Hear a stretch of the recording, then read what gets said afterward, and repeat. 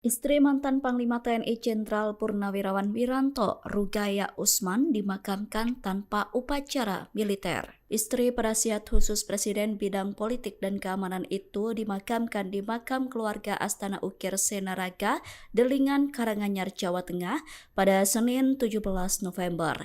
Puluhan karangan bunga yang berisi ucapan bela sungkawa tertata di halaman parkir sejak pagi.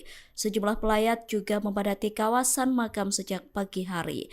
Karangan bunga tersebut berasal dari Presiden ke-7 RI Joko Widodo, Ketua Umum PSI Kaisang Pangarep, hingga Komandan Lanut Adi Sumarmo, Marsma TNI Hendri Ahmad Badawi.